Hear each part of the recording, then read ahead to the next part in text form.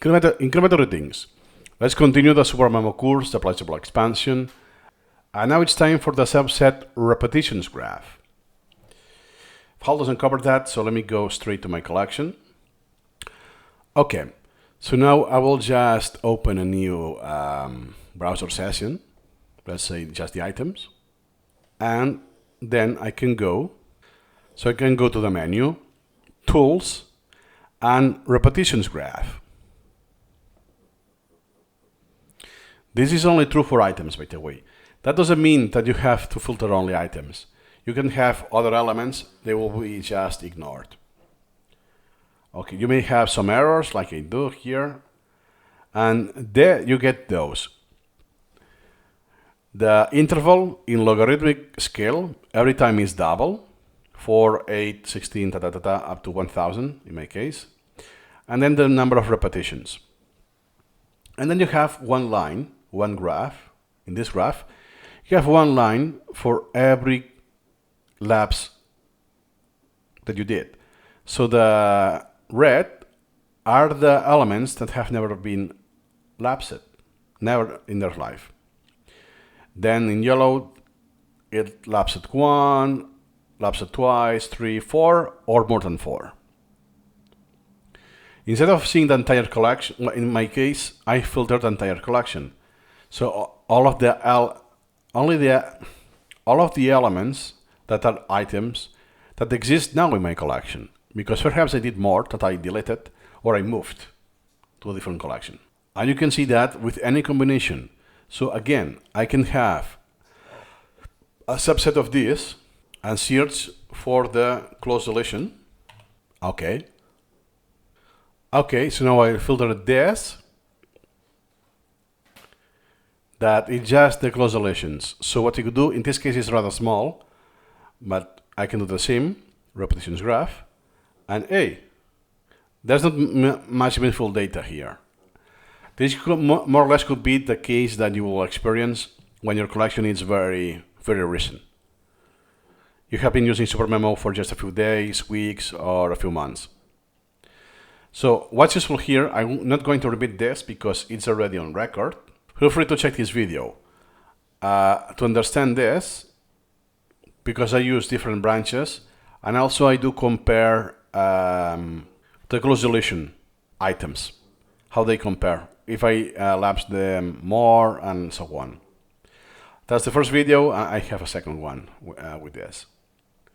So again, this is good to know, but it won't be useful until much later in your collection.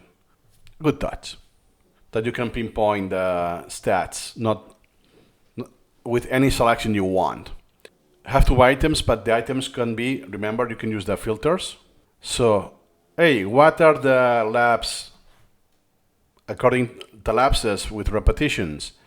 But if I filter only the 20% of my priority queue, or the ones that have been postponed, the most postponed items are also lapsed the most. You can know that. Or the A factors is that the items that have the highest A factors, meaning that I do less repetitions overall, are those more leached or more lapsed because of the less repetitions overall, or the elements that currently have multiple layers of intervals, they have not been lapsed, all right? Here I'm limited because of my time. I haven't used Supermemo long enough, so I have lapsed elements after years. So I have invested 3 years.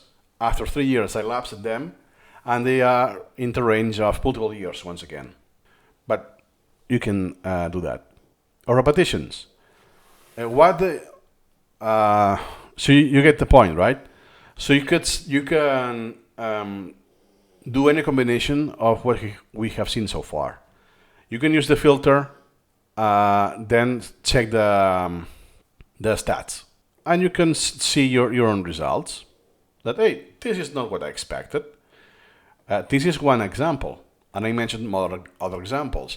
You could do this by concept. Hey, my language learning items and the rest. Or if you use multiple languages, oh, that is Greek, that is Spanish, that is na. You can see how you're performing. And perhaps based on this data is, you know what? I'm underperforming at such a degree that I will use its own collection. Because some metrics, in case you don't know, some metrics here are collection-wise. So optimize for the average performance. But if you are underperforming a lot in one, perhaps this is the reason to have their own collection. So everything that is optimized for that specific case, that is language learning, or that language in particular. So this is some of the tools that are 2 clicks away and are in a few seconds or minutes, you can make very meaningful decisions that will have an impact later, a massive impact later. Imagine how many repetitions you will have saved if you do a standalone collection based on the lower performance, because this will affect the rest of your collection. So everything that is not language learning, it's incremental reading and so on, you will do more repetitions than required because Supermemo is optimizing for the average. Unless, at some degree, you modify the default forgetting index, as we have seen. You can set lower forgetting indexes for a branch, let's say. So all of the elements in health are lower. So therefore, I will get shorter intervals. But at some degree, if you have a lot of items for language learning, this won't save the case. So the graph, remember in this video, I covered much details because this is on our own record.